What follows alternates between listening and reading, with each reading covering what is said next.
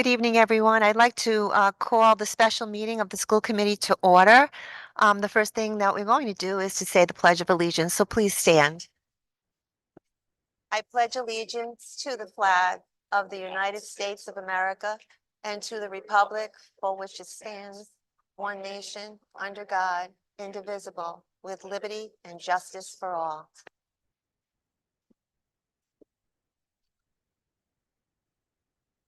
Prior to us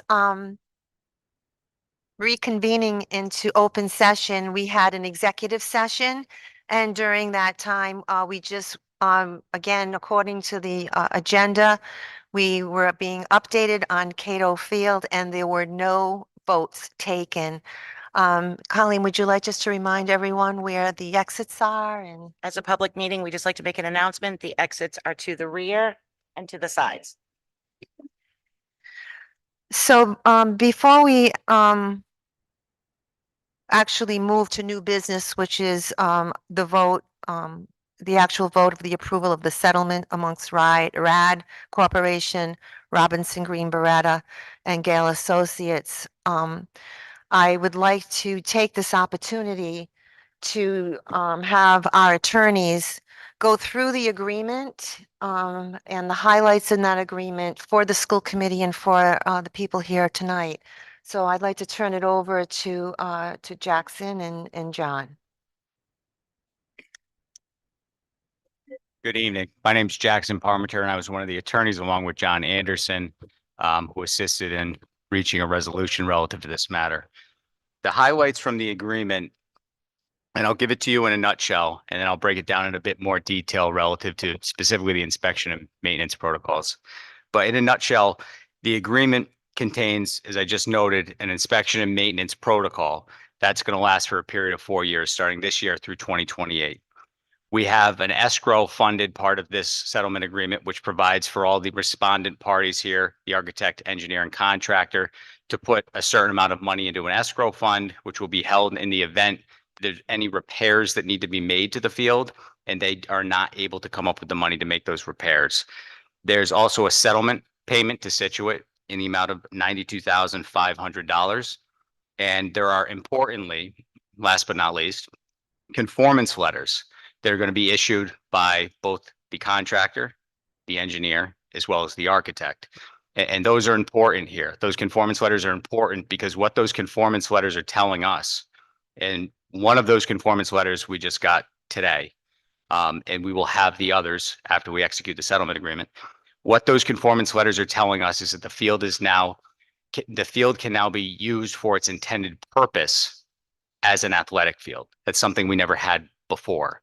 And that is importantly coming from an engineer, not just a contractor, not just an architect, but also an engineer. Now, with respect to the inspection and maintenance protocols, there's a variety of things that we've negotiated that the respondents will be providing. First and foremost, they're going to be providing biannual visual inspections. Those are going to be done twice a year, obviously, before fall and spring sports by a third-party neutral. And those inspections are going to be there to determine whether or not there are any depressions in the field that need to be rectified. There's also going to be biannual visual drone inspections of the riprap as well as the outflow structure. The outflow structure sits in the riprap. It's where all the water discharges from the field. That's going to be done by drone because we'll be able to get a better idea relative to whether or not there is any washout or issues relative to that riprap. It's something that's more difficult. Our engineers are telling us to look at when you're on the ground. So they're going to do that in the sky visually with a drone. There's also going to be yearly planarity testing done of the field. That's going to be done once a year, again, by a third-party neutral. All of this is going to be done by a third-party neutral. That's a process where they are essentially using a aluminum beam, for lack of a better word, it's straight, and dragging it across the field to determine whether or not there are any depressions. I don't know the full details of exactly what they then do with those results. It's pursuant to a specific engineering standard, and they'll utilize the results from that testing to determine whether or not there are additional repairs that are necessary. Most importantly, we were able to negotiate a GPR, geophysical test of the field once a year. That's an expensive test. That's something that we've been doing to the field based on our due diligence prior to engaging in mediation. And ultimately, we didn't have to go to arbitration, but prior to demanding arbitration. So what that is going to entail is an X-ray scan of the field. That's going to occur once every year. That's going to occur between March 1st and April 1st of every year for 4 years. This year is a little bit different because obviously we didn't enter into the settlement agreement. We were still negotiating out the details in that interim period between March 1st and April 1st. So that testing is actually going to be performed on April 15th this year. We already have confirmation that that's going to be done on that date and the field will be available so that we can have those test results. Once we get the results from that geophysical scan, again, that X-ray scan, those results are going to be kicked over to a geotechnical engineer who's licensed in the state of Rhode Island. That geotechnical engineer is going to review the results and basically give us 3 things. It could be one of these 3 things. One, they're going to say, based on my interpretation of the geophysical scan, we've determined that the field is still suitable for use as an athletic field. That could be one thing they tell us, which is great. We hope for that result each and every time. They could also tell us that there may need to be, based on the results from the testing, additional tests performed to explore whether or not an issue exists. So for example, again, you're looking underground. You can't physically look at what you're dealing with. You're scanning with an X-ray. So if they see something that might involve or they question that might need a bit more investigation, they'll direct what additional investigation needs to be done, and the respondents will be on the hook for paying for that. Lastly, they may say, the last thing that they may say is, we found something that we feel needs to be repaired. And if they find something that needs to be repaired that is related to the original design, not anything Scituate's done to the field after the fact, then they would go ahead and implement that repair at no cost to Scituate.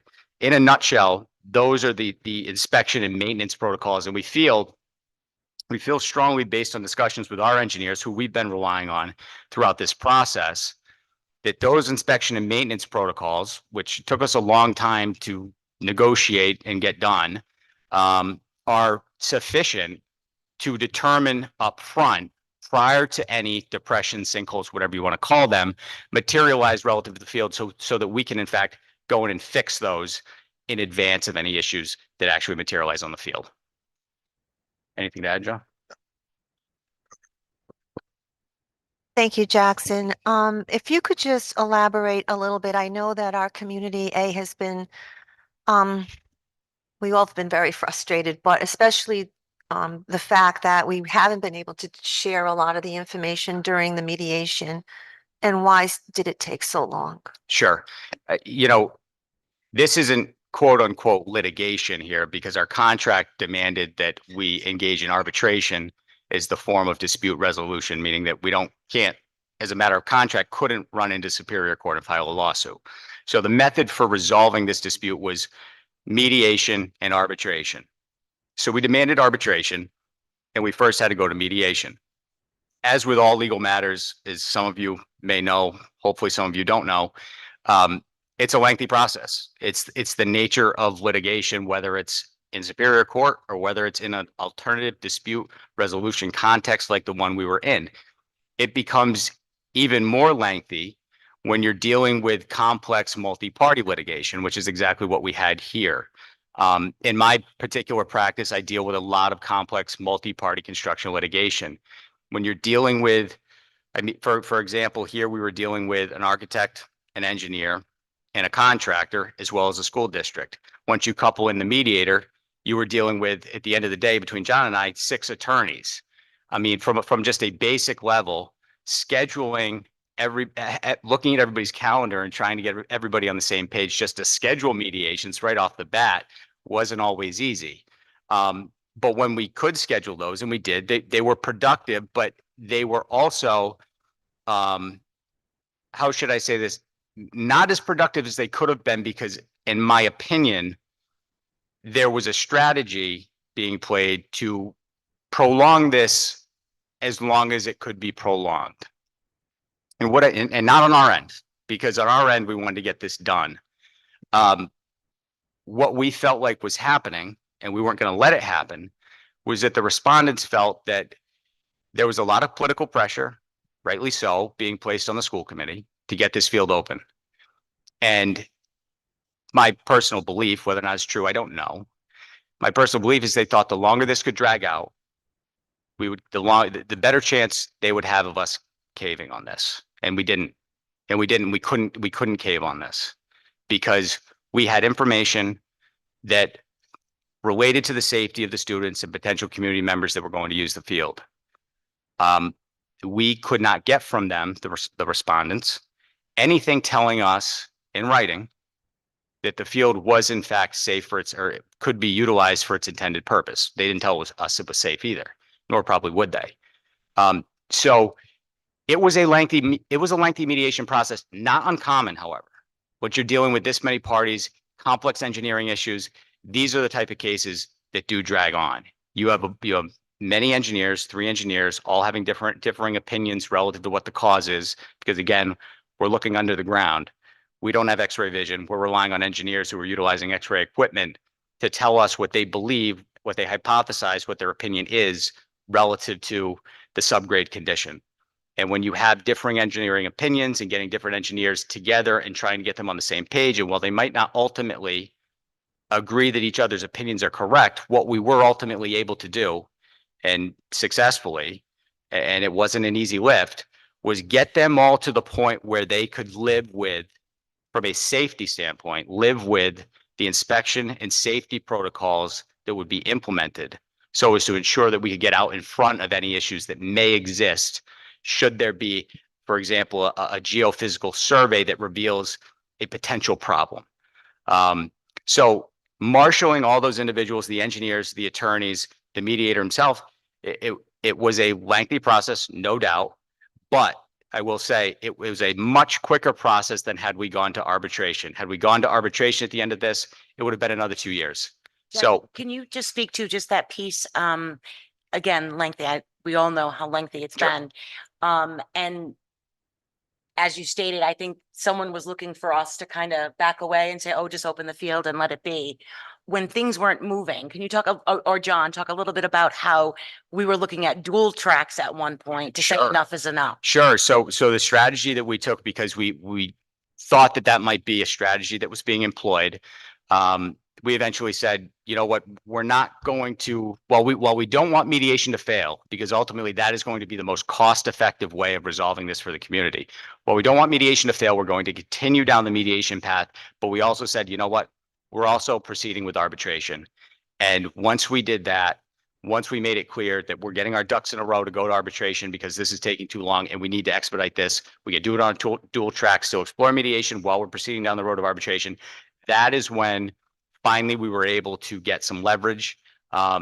We had the agreement in a certain form. It wasn't as close to where we needed to be, but that is where we were able to get the concessions to get this agreement to where it needed to be, such that our design professionals, as well as the school committee, felt comfortable that we could execute this and get the kids back on the field. Jackson, some parents have been reaching out, and I'm sure that it's been on the mind of some people here today about the repair of the field, and it's ready to go. Can you talk a little bit about the work that's been done over especially the last year or so, in addition to the work that was done when we had the catastrophic failure in Sure. 2021, but then our contractors have been out there, and when was the last time they worked on the field? Sure. So let's step back for a second also and understand that with respect to construction like this, you typically get a 1-year warranty. So that 1-year warranty would have expired, I believe, in 2020 some point. We're obviously now in 2024, and we now also have an inspection and maintenance protocol going into 2028. So I think that is significant. With repairs that have been done to the field, the last repairs, well, I shouldn't say last, they're not really repairs, but I'll take it through you chronologically. We first had the big sinkhole. That was in spring of 2022, was it, John? Or 2021? 21, excuse me. That was repaired by our contractor. There was what we actually came to know by way of the mediation process, and we did not know until I believe it was November of 2023, is that there was a pipe that was going into the catch basin on the field. So basically the entire drainage system of the field discharges into a catch basin, which overflows and discharges out the riprap. What we didn't know and finally were alerted to was the fact that that pipe going into the catch basin had come loose from the catch basin and was discharging water into the field. We didn't know that until November of this past year. No idea. So that was one cause of the big sinkhole. That again was fixed. The pipe was fixed by our contractor. We had other depressions that existed relative to the field. We had our contractor come back out this summer. I believe it was in August of 2023. And every single one of those depressions was fixed at no cost to Scituate. So as it stands right now, we were able to have all that fixed at no cost to Scituate, considering what we're getting insofar as a settlement payment. Discharge.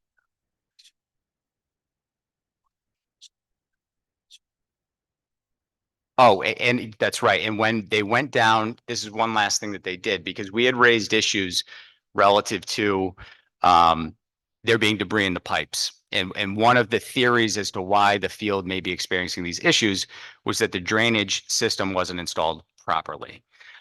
We did camera investigations, snake cameras to do investigations, and found that some debris was existing in those pipes. I believe it was also that in August of this past year, August 8th, correct. The contractor went down into the manhole and actually was able to pull some of the debris out that was preventing the water from reaching the catch basin, which would ultimately allow it to discharge out of that catch basin once it gets to a certain level.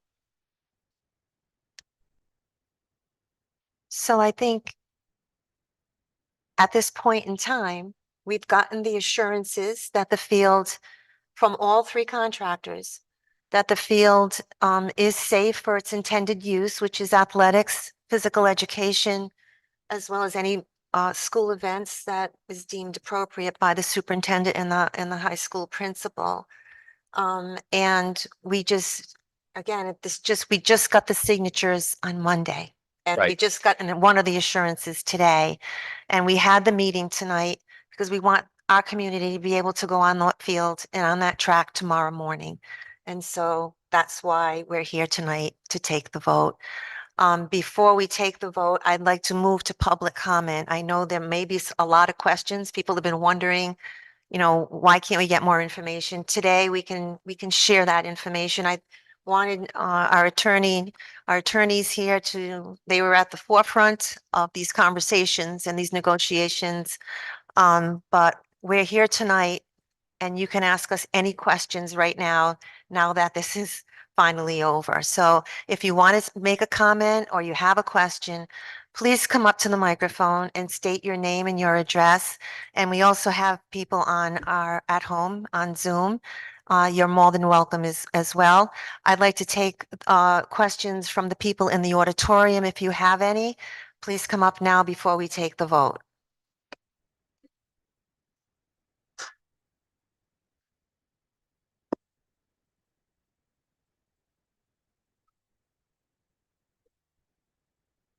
Good evening. Garrity Hale. I live in 111 Eagle Drive in Hope. I guess one of my questions was, why did it take 2 years to figure out that the pipe was unhooked? Gary? Garrity.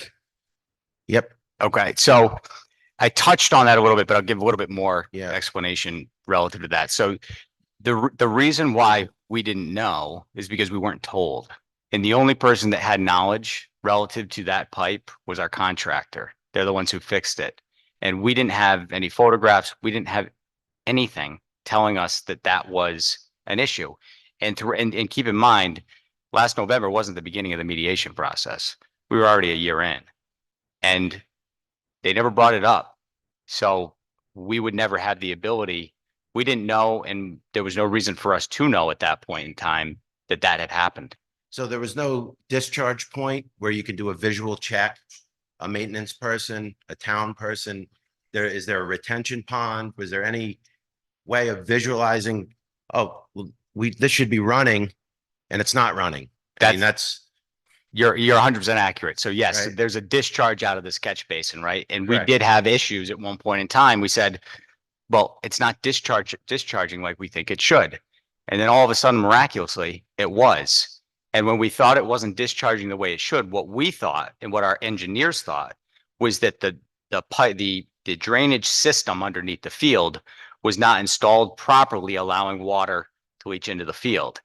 Once that water started flowing out, we realized that that was the problem. That coupled with getting this debris out of the pipe so that water could freely move through the pipe and get to the catch basin and then in turn discharge out of the catch basin. So in the future, will there be a flushing process that this doesn't arrive again and we're back to square one? I think at this point in time, we're hopeful that the issue's been corrected. If when it comes to inspecting, and this goes to one of the inspection protocols, they're going to be taking the drone and inspecting the riprap to see things like washout, for example, or to see how the discharge outflow pipe is operating. So I think those things will be indicative and be utilized by the engineer to determine whether or not there's maybe an issue relative to drainage. Right, so back to the final turnover of the field. Was there any documents that the underground piping was properly flushed during the install? I'm not sure what you mean by properly flushed. So there's usually an underground form. So I install pipes. Yep. Pressurized pipes. So we have to, before we turn anything over, we do a flush of any kind of piping to make sure there's no debris or anything in that piping system. So, but I was just curious. I appreciate you guys not giving up and fighting for the town. I do have another question related to the field, but not the drainage. Is there a lighting package that's going to be going in at any time? I've been involved with over a dozen high schools construction. I've never seen a field with no lights. So do you, I'll take this one. So the lighting on the field was actually discussed at length when we were planning and designing the field and prior to when it went to bond. And the decision was made at that time that they did not want to invest in the lighting on the field. I mean, it breaks my heart. I wish we had the lighting. That doesn't make any sense. Yeah, but When you build a house, you have lights. we did put the basis for the lights on there. And so at some point, you know, down the road, when we can raise the money, there's opportunity to put the lights there. Very good. I would recommend, based on the contract, and I don't know if John or Jackson, we have to be really careful because now that we have these agreements in place, we have to be mindful that we really can't put heavy equipment on the field at this point in time while we have these safety nets around it. But like I said, they did put the bases in, and so I think it's halfway there, and hopefully down the road the lights will go in. Very good. Thank you. You're welcome. Thank you, Gary. Anyone else would like to come up and ask a question?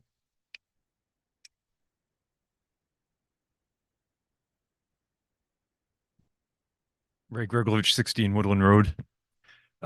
As part of the annual ground penetration analysis, will it all, in addition to the green part of the field, will they also be doing a radar analysis of the track and the apron around to confirm that there's not sinkholes developing there as well? yes.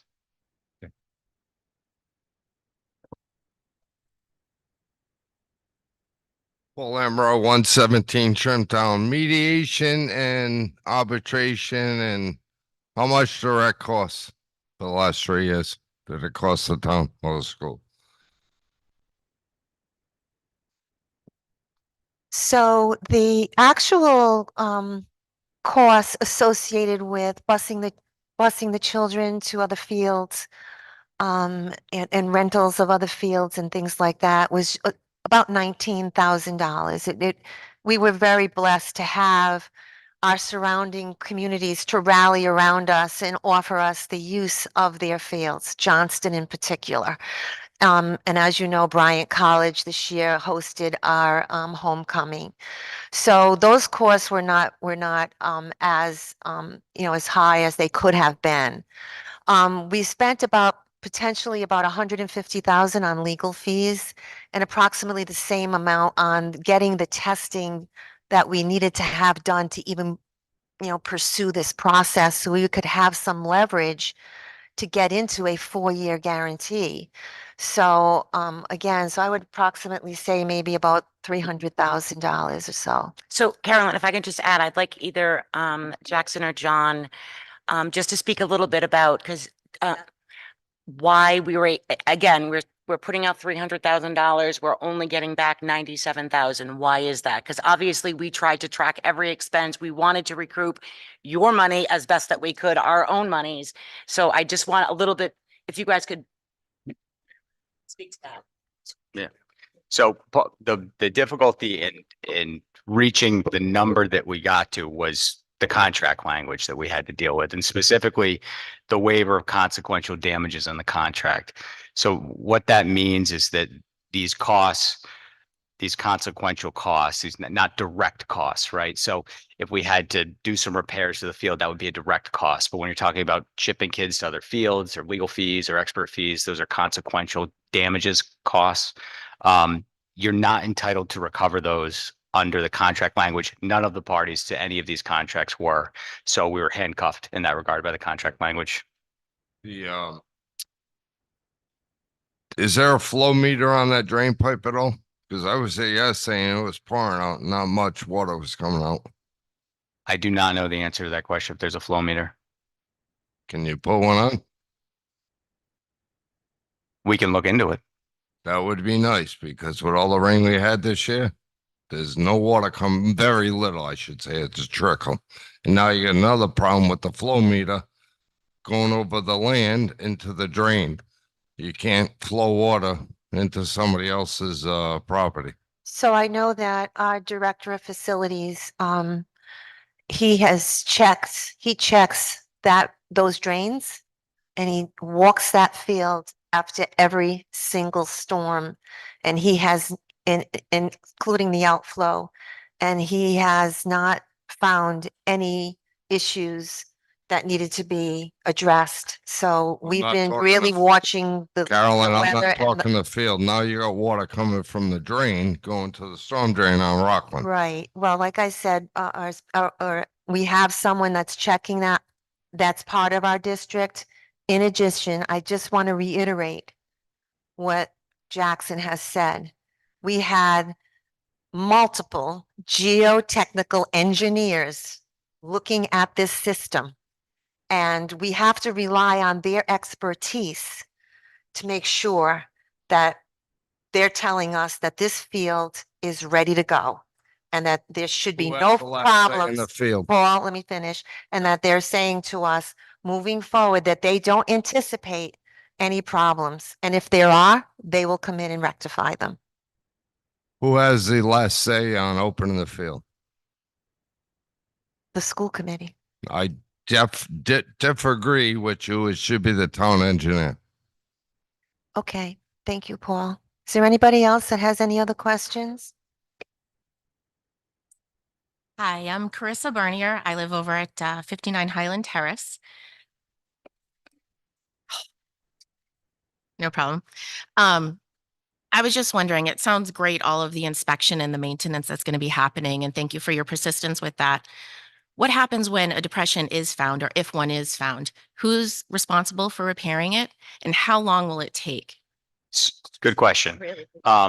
So if there's a depression or a sinkhole or some issue that's found relative to the field that is related to the original design, meaning related to the design by our engineers or the construction by our contractors, that is going to be fixed by all three respondents. However they want to fix it, it's up to them. That's not our business, but it's going to be fixed by them.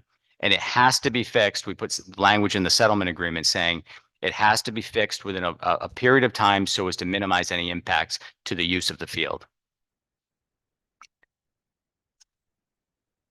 So, so it could take a year? Like, No. I mean, how No. long would these I mean- repairs, do you know? I mean, the one of the problems with, I should say problem, but there's a bunch of different issues that hypothetically you could think of any sort of issue that could occur relative to the field. If it's a depression that we find, that's pretty easy to fix, and say it's found on a Thursday and there's a game on a Saturday. Well, per the settlement agreement, they need to get out there Friday and get it done because we know they can get that done in a half a day.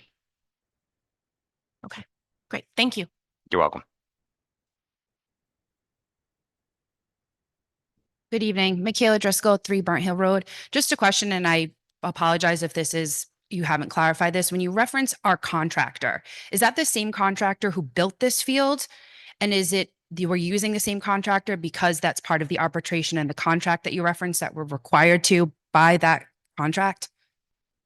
Are you talking about for maintenance or repairs to the field? Correct. Yeah, As going forward, the same contractor who built this field and all these problems occurred to, we have to continue to use them per the contract that was signed? Per the settlement agreement, we will be using them. It's not necessary. I should say this. It's my assumption that they will be doing the work, but they have the option to have somebody else do the work. All we care about is that somebody's doing the work and that it's done correctly and efficiently so as to not I mean, I interfere think with though the the field. problem is the assumption was they were supposed to do it right the first time. And so that with this contract and the agreement that we have is that we're making assumptions and we know what happens when we make assumptions. And so why we have to continue using them going forward in this event that these problems persist. I'll say this, there's multiple theories from the engineers relative to what was the cause of this. I don't think anybody at this point in time can pinpoint one exact thing. We all have theories. Sure. We have multiple engineers who have theories. At the end of the day, I can't sit here and tell you that RAD necessarily, now that we have a settlement agreement, necessarily was the cause. It could have been the engineers. There could have been a variety of things, and there were a variety of avenues that we were exploring relative to each one of the respondents, who, keep in mind, all have different levels of responsibility to us. Whether you're a design professional or a contractor, what you should know is a design professional versus a contractor, et cetera, right? So I don't personally have a concern, especially after seeing what RAD did when they came in and performed the repairs. I was there that day. I saw them work efficiently. I saw them do the right thing. They wanted to get this done too. And I think in furtherance of getting this done, I think they'll do the right thing in the future because they don't want this to blow up into litigation any more than we do in the future. Thank you. You're welcome. I think it's important to add to that as well, Jackson, and great point. I get it. This is who we got in business with in the first place. We had to mediate to do this. I think Jackson spoke to this a couple times, stating that all the inspections are done by a third party neutral. So there's somebody outside of their realm, a licensed insured engineer that's telling us, yes, this field needs to be safe or not. And again, you made it sound like it happened. Oh, we did this. It's a long time coming, but those are the protections. I think it's also important to note that when this whole process started, we had 3 separate entities. So you had a contractor, you had the engineer, and in the beginning, nobody wanted to accept responsibility for anything. The first holes that we had in this field, we were made to pay for those holes, to fix them after we just bought a brand new field, because there was nobody was coming together to take joint, like they're pointing the fingers at one another. Oh, it was him, it was this. Through this process, through our attorneys, we were able to bring these 3 together to take joint responsibility. So I can tell you, we had to pay a bill to fix a field that we had just paid for, and it pained us greater than anything. That's where we started. Where we're ending is that combined 3 entities is solely responsible for repairs to the field for 4 years. And again, there's so much legalese, and I'm not going to pretend to know what they know, but we keep saying for its intended purpose, so what does that mean? They went as far as to explain to us, yes, its intended purpose is an athletic field. So, but everyone needs protections. So if an asteroid came from above, right, and it makes sense once it's explained to us and it landed on the field, we can't hold those folks responsible.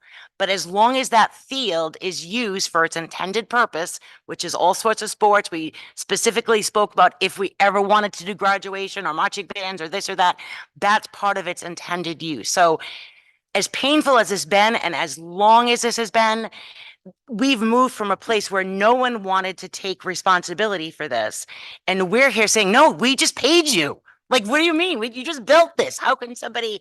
And that's what has taken so much time to do.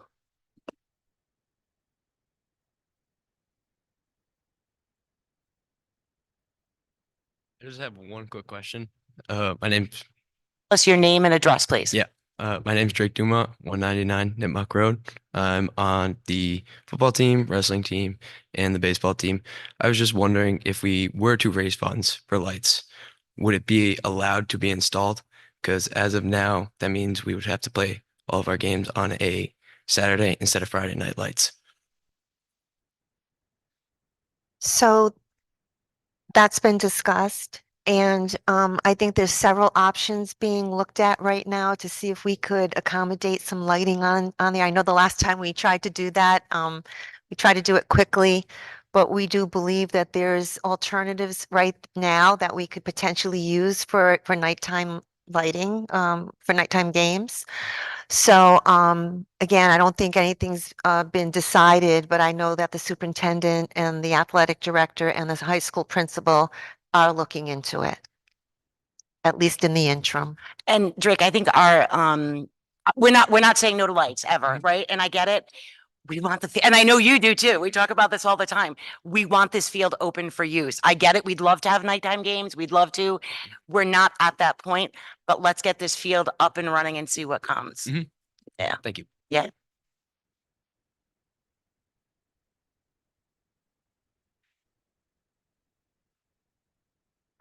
All those at home, we are still taking questions here in the auditorium, but we'll get to you very shortly. How you doing? Christopher Hansen, 280 Plainfield Pike. I actually have a few different questions. Going back to the debris in the pipe. Is that something that was deemed to have developed there after the field was finished, or is that something that was deemed to have been there because of the construction and wasn't properly cleaned out during the construction? The answer to that question is partially we don't know, and here's why. When we went to do the camera inspection of the pipes, we could only get so far into the pipes. So we don't precisely know whether or not that was construction related or whether or not it was something that occurred after the fact. What we do know is that the outflow seems to be working appropriately, especially after the debris was removed that we found. And keep in mind how this works, the catch basin outflow, maybe you know, but for those who don't, it gets to it won't discharge even if we have a lot of rain until it gets to a certain level in the catch basin, and then will dump over and come out. So at this point, the answer to your question is I don't know precisely how it got there, but we do know that the catch basin and the outflow seem to be working. Okay. My next question is in regards to, you had mentioned that if something does go wrong, there's verbiage in the contract to get it corrected relatively quickly. And there's also been a lot of talk about, okay, well, something did go wrong originally, and there was a lot of back and forth about whose fault it is. So if something were to go wrong now, what if they turned around and said, well, that's not my fault, and we go back into the three-way, it's not my fault again? With litigation and things like this, you can never foreclose that possibility. But with the way we have it structured, meaning that if it's an issue that's related to the original design and Scituate doesn't do anything to compromise or jeopardize the existing field right now, my gut tells me that they're going to come in and fix it. Can somebody make a claim? Anybody can make a claim. Anybody can make an argument. Doesn't mean it's going to, it doesn't mean it's going to hold the day, but that's So- that's always a risk. Yeah, so something does go wrong, we very well could end up in the same situation. It's a possibility. It's always a possibility with anything like this. There was something else, but I can't remember what it was. Thank you.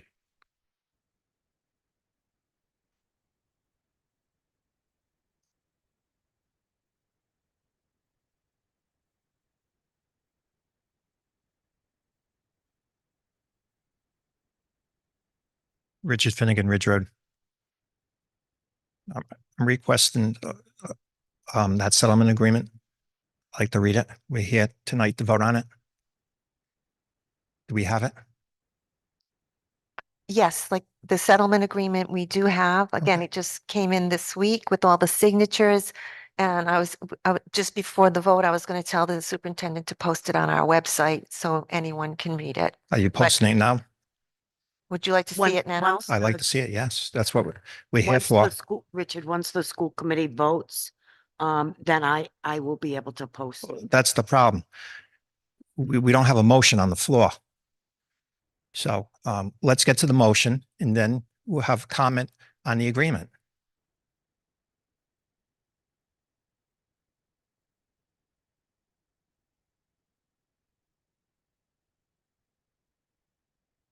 I wanted to be sure that we were able to get all the public comment in because that's what's on the agenda.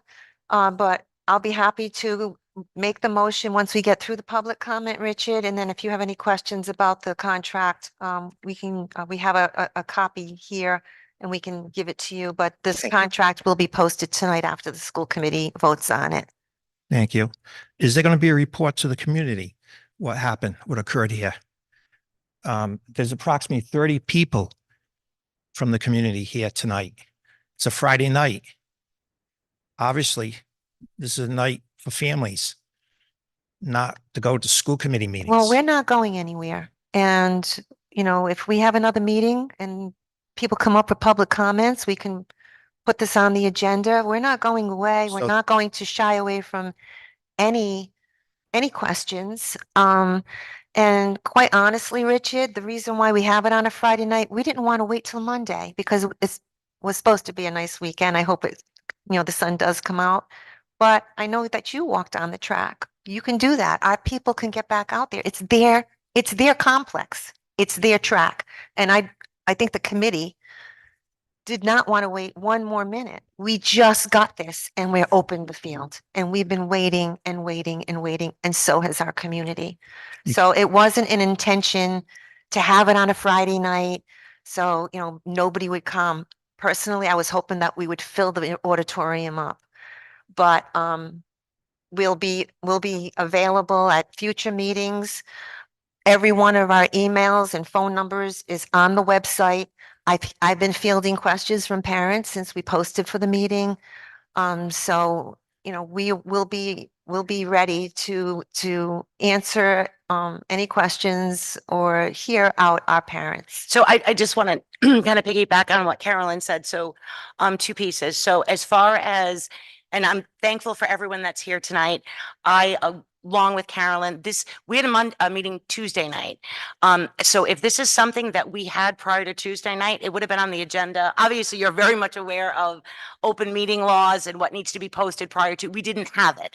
As soon as we had it and we had ample time to post, hence the Friday night meeting.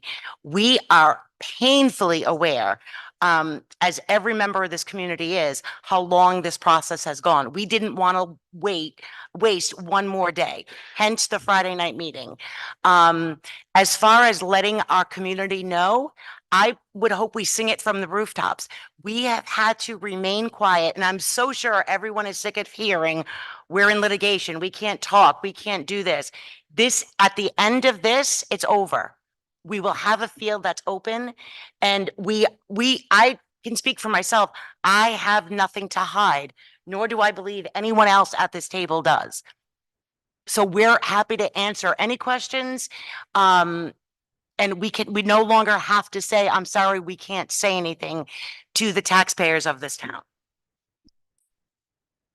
Once the agreement is posted on our website, every word will be out there. And like I said, if anybody has any questions regarding any of the language, they can certainly come forward, to our next school committee meeting. We usually have a couple of school committee meetings a month lately.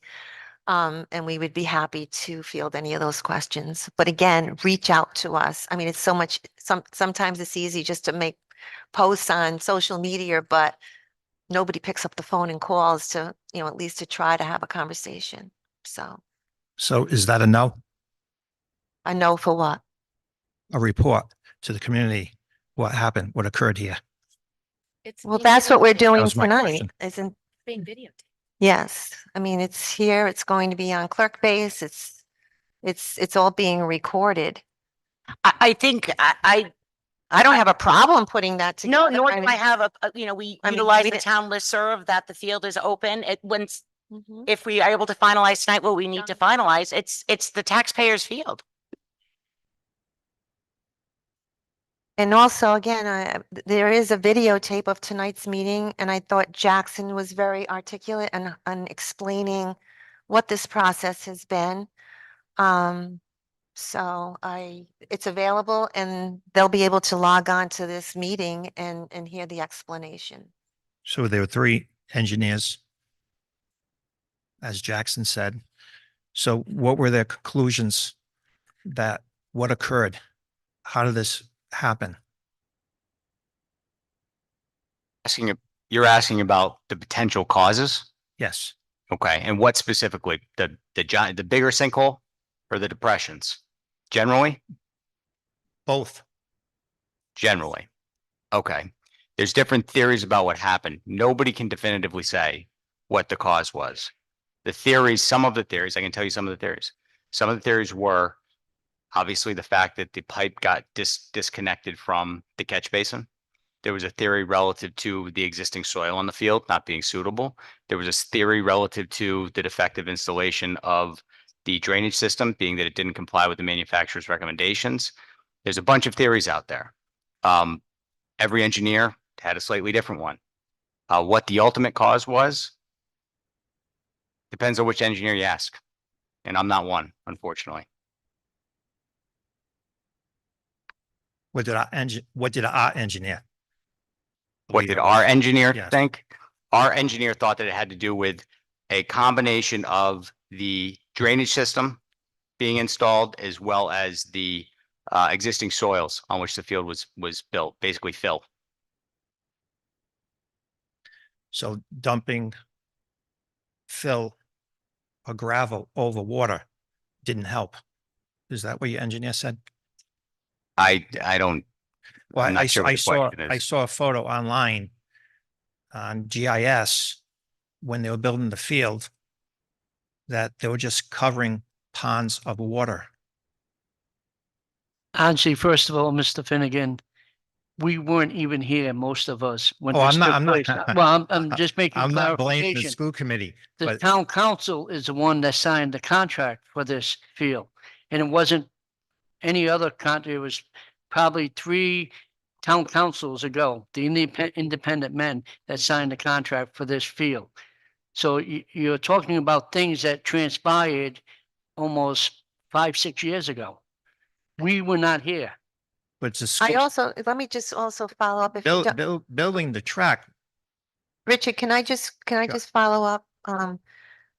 I think some of the pitches that have been circulating over the years, some of them were actually during the construction of the field. And there were days like this week, there was raining and they didn't work on the field. But one of the things that we really pushed hard on was the compaction issue of the field. And they were adamant that they compacted that soil. Is it every 12 inches? They compacted it down. Again, I'm not the expert. Per the spec, there was a specification that they needed to abide to, and that they were adamant that they did all of that, and all of that soil was the appropriate soil, and it was compacted in accordance to the scope of work that they were abiding to. But then we get a problem. I mean, I saw the photo myself on GIS that the trucks covering ponds, I call it ponds, of water. It was clear.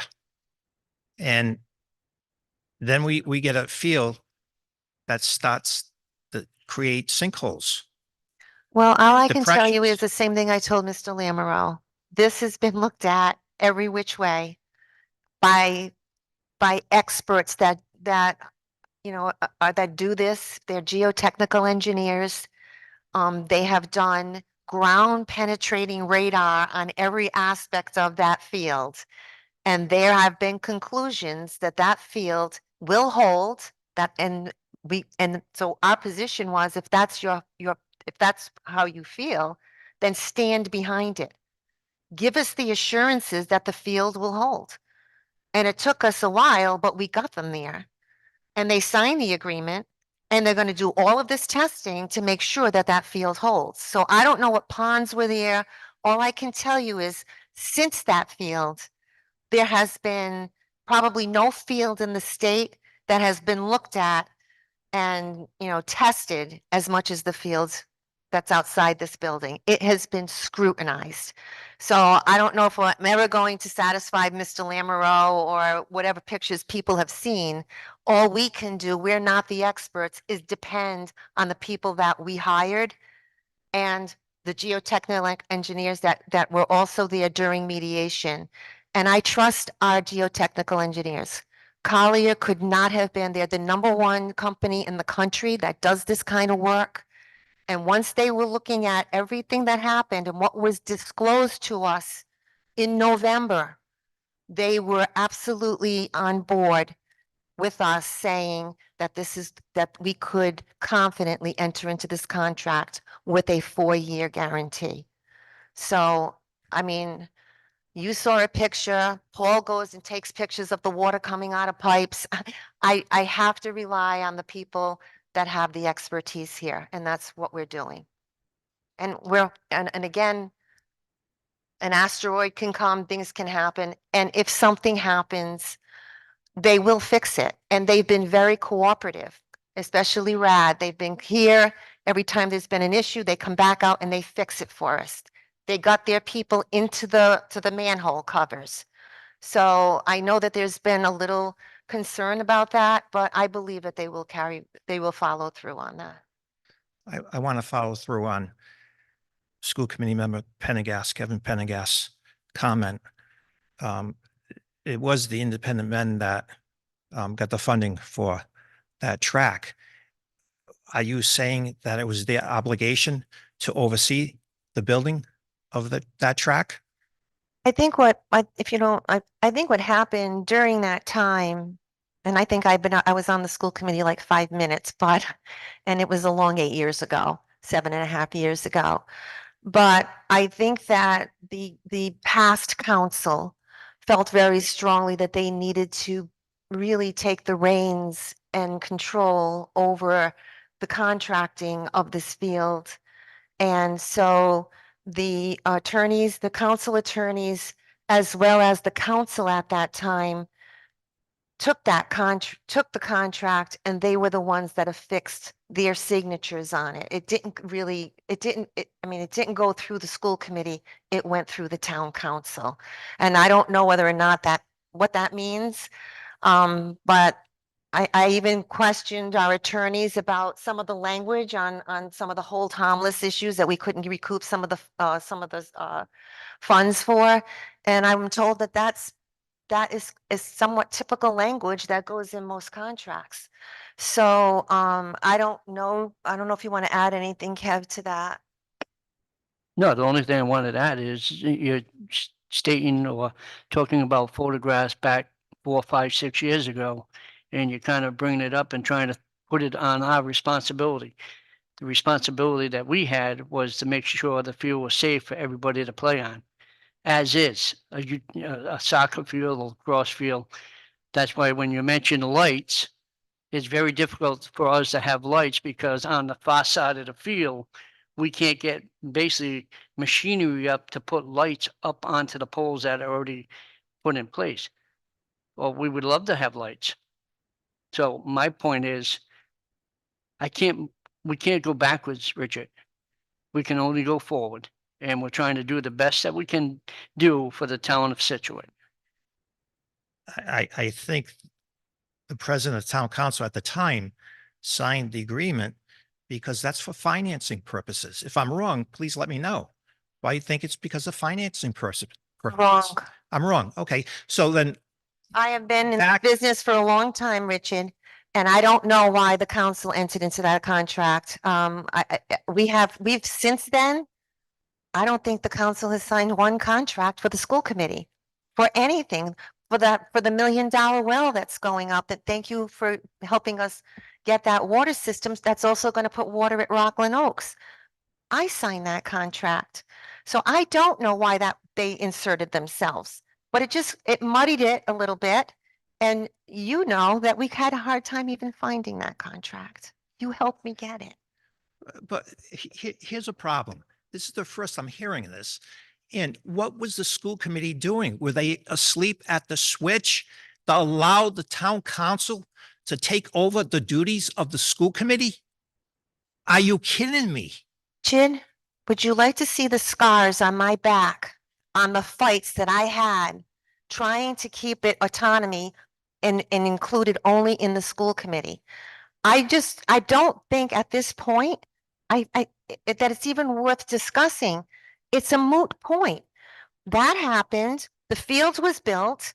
I don't think by them signing the contracts, I don't think that had anything to do with the problems with the field. It was just it just made it difficult. That's all.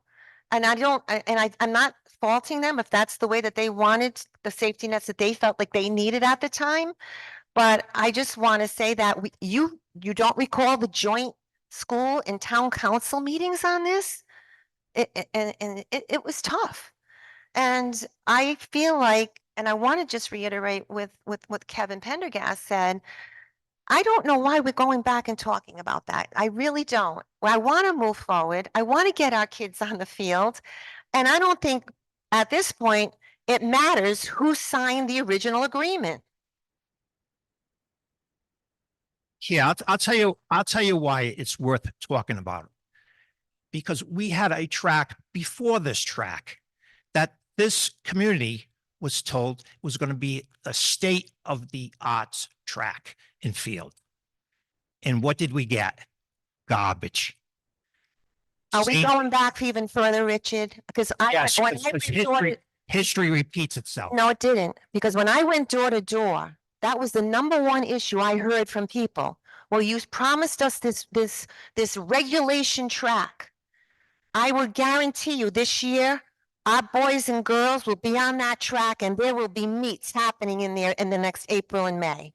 And that's what our goal is. We want to get our kids back out there. That track is a regulation track and they're going to start using it and there will be meets. And I feel bad for those students that weren't able to use that track and had to go elsewhere. Excuse me, Thank you. Madam Chair, we have other people waiting to ask questions. Thank you, Richard. This is still public comment. Yeah. Thank you, school committee member McCormick for amending your financial disclosure Thank after I you, filed a Richard. complaint Richard, against you. thank you Madam so Chair, much. We have other people that are Yeah. still waiting. Hello, good evening. Tasha White, 350 Trimtown. First, I definitely understand the frustration as one of my own boys has missed out on half of his high school career on the field. And yet I just want to tell you how much I am in favor and support of you opening the field. So I vote for a yes. Let's do it right now. I think we can move on as far as I'm concerned. So thank you for your hard work. All of the stuff that's gone into this is ridiculous, but you know that as well as everybody else. So that's all I wanted to say. Strong yes over here. Support. While we get our next person up. Yeah, I know. I'm going to go to Terry yours on would like to say a couple of things. Someone asked me, gee, you must be so happy that the field is opening. And I said, it's bittersweet. I'm thrilled. And I think the committee feels the same way. We are so relieved. It's a relief that our kids can get back out there. But there's a sadness for all those kids that didn't have that opportunity. All of those homecomings, all those games, those championship games. So we haven't forgotten about that, but again, we have to move forward and we have to, hopefully make sure that it doesn't have to close ever again. So, but why don't you state your name and Terry, I'm going to get you next. Thank you. Jay Bourne from 14 Maple Lane. I'm the current middle school track coach, middle school basketball coach, cross country for the last several years. I want to thank each and every one of you involved in the process for getting the track back open. The last 3 years have been challenging at best for us as coaches. We've had to practice beside Cato, in the parking lot, dodging cars, In the corridors. in the corridors, long jump in the corridor right here. No high jump, but we had kids that made states despite that. And going to ESIC, going to Tasca, but I thank you all for your efforts to get this to a point where we can use it. So, couple questions, just basic, practical. I know we don't have school practices on Monday because of the eclipse. But we'd like to get the kids back out there on Tuesday practicing long jump and high jump. I don't know where the high jump pads are, the instruments are. I know the long jump pit. I don't know if it's cleared out, but hopefully those are. First, I want to say thank you so much for for everything you do for our kids. I'm going to turn it over to the superintendent because when this happened on Monday and Tuesday, she and her team immediately went into the mode, okay, what do we do next? What's the next practice? What's the next game? So why don't you talk a little bit about what your plans are, Lori? Sure. I met with Sal, and I met with Mr. Hassel and Jason, the director of facilities. The pits are cleaned. They're all freshened up. The track has been cleaned. Trash cans are out there. That complex is ready to receive students. There are supplies and materials in a shed located in that area. I would suggest you reach out to Sal, the athletic director. We talked about where some of those materials are located. And once you speak to him, if you're still trying to locate things, call either myself directly or Jason, the director of facilities, and we'll find out where they are. But we thought that we had located most of the supplies and materials that had been stored for such a long time. So the complex is ready. The signs have come down. The old locks that people have keys to will be back on tomorrow morning. So the locks that have that replaced the previous locks have been removed. So you should be good to go. And if you find that there is something that is not quite up to par and perfect to receive kids, please let either Sal know or call me directly and we'll make sure we take care of it. Okay, perfect. Thank Jay, you. I just want to jump on that for 1 second, just to add to that point. So yeah, we're going to take this vote. We're going to be open. I just want to speak a little bit to how confidential these matters are.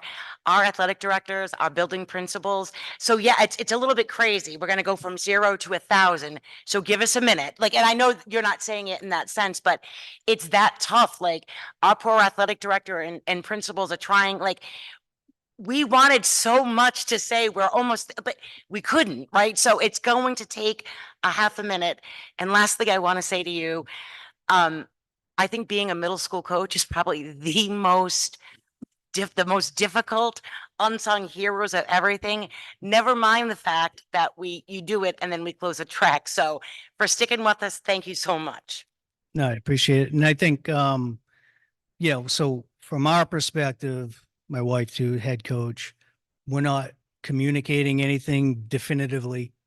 But we've told parents, kids, hey, we're going to, be on the track, because we've gone to other locations, the Johnsons, the Pontiganses, just to get on the track on their own time, which kind of leads into the other question I had, more on the financial and the damages.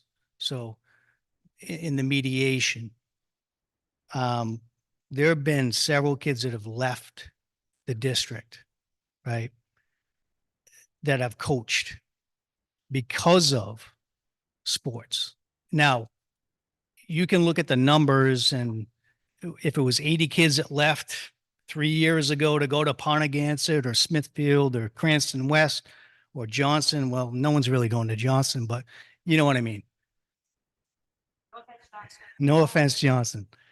But I think, has there been a number associated with the damages going with the fact that we can't use the track, the football field, soccer, lacrosse, and kids are going elsewhere. And then that's coming, money out of our pocket, going to Pontiac, going to Cranston. So were you in our meetings? Like these are absolutely, and no one's going to come out and say, I'm leaving for the sports program. I'm leaving because they have a better field. But those of us in the community know. So if you want to speak to that. Yeah, unfortunately, those are the same types of damages and costs that we spoke about before. We went through all this stuff with the school committee. Because if we could, we'd sue. I mean, we at one point did a spreadsheet, and we were trying to figure out, well, I mean, we looked at it from every legal avenue. How could we categorize these as something that's different than what they really are? And at the end of the day, unfortunately, those type of damages were barred by the contract. So, but I have to add to that, and 1000%, we know it, we get it. I am so proud of our high school, in spite of not having a field for all these years. And proud of our middle school kids for staying with us, that for the first time, we have more kids coming in district than we have going out. We've moved mountains. You've been around for a while. Sure. You get it. And I know you do. So this is just wonderful, right? So that was the elephant in the room all the time. No one's they're not gonna walk into Mr. Hassel's office and say, you got a new truck, I'm leaving. Oh, they have a great program for this and that there. We're gonna be the full boat now. I'm really moving forward to be able to have, I get it from, it's a reality. It's these kids have suffered, how painful it is to be driving past this beautiful field to go to someone else's, school to, But it's a testament to what we've been- Mr. Hassel and the students, teachers, educators yes. that we have our enrollments from people want to come here, regardless that we didn't have a field. Our numbers, the budget's coming out. You'll see the numbers, they're up. Our revenues are up. And I think this is just going to make that all the much better. It's yeah. Right. So certainly having the field is going to be more Yeah. attractive. It's I know there have been some parents asking, well, these 15 kids left over the last 2 years because of the fact that, they couldn't use the field. They didn't have the opportunity. They're going to, grass isn't always greener, but that's the reason why I left.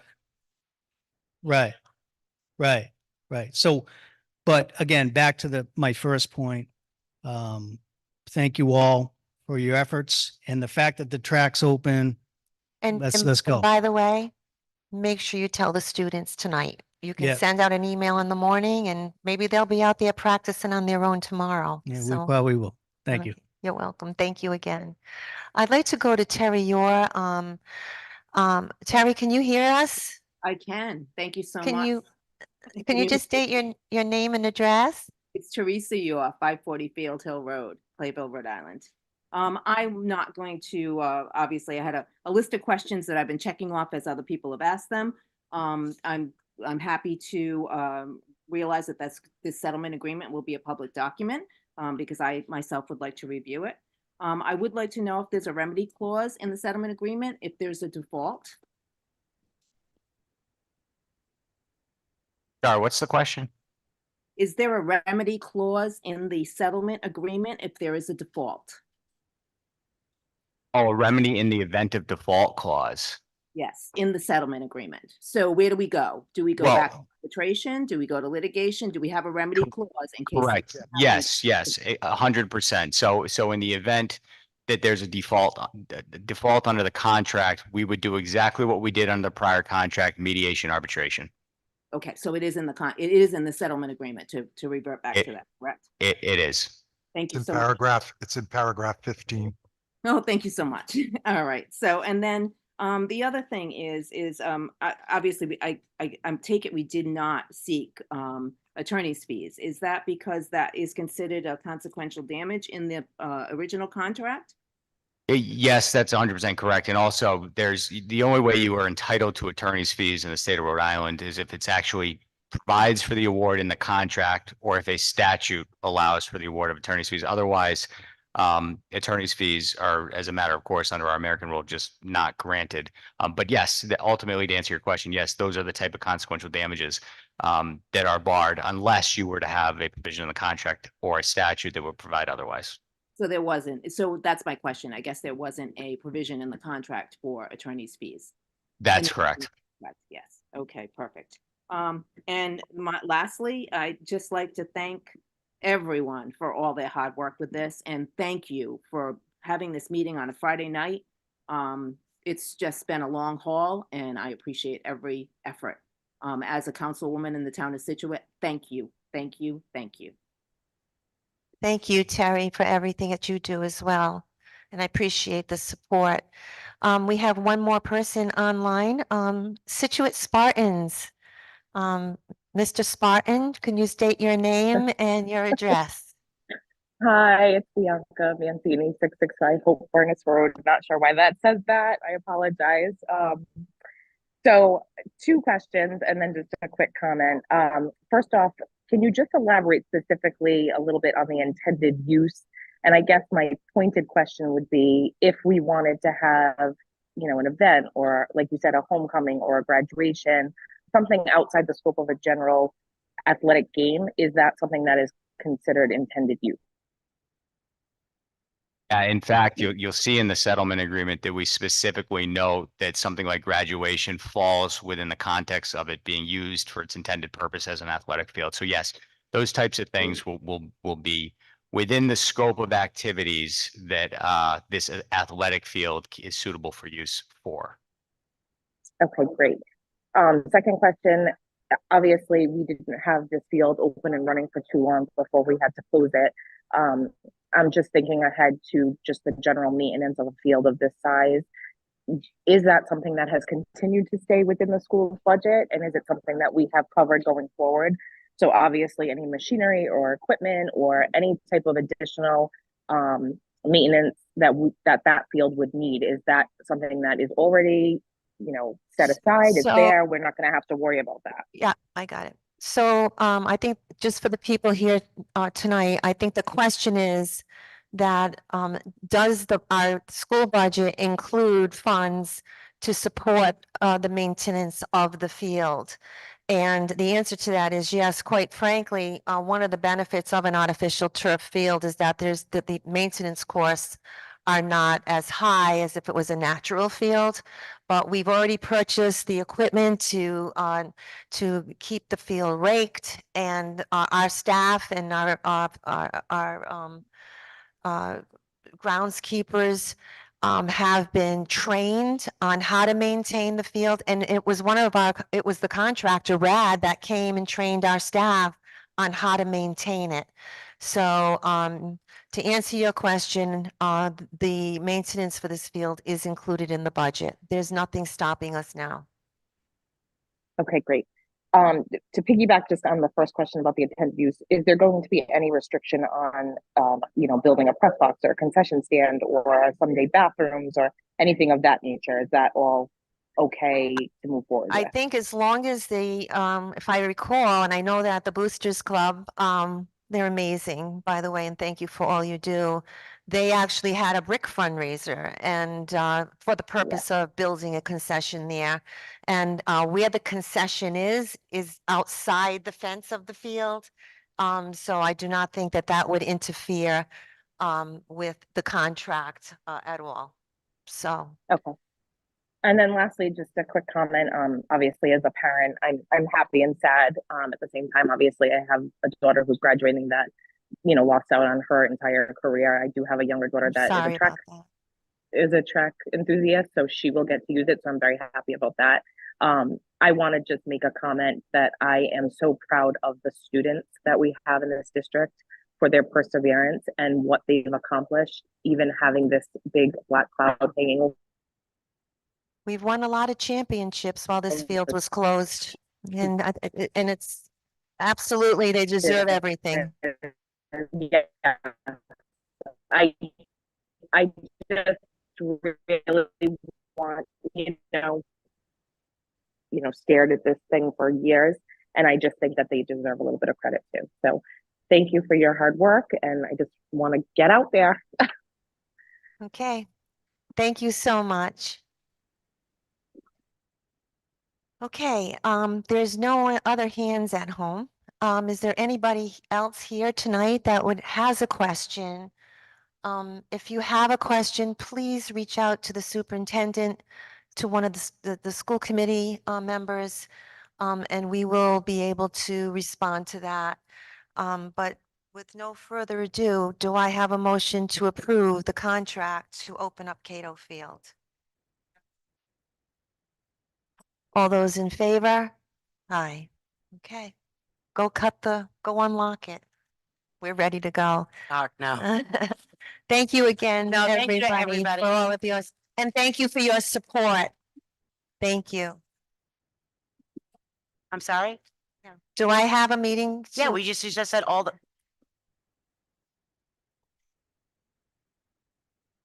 She said all in favor and we said aye.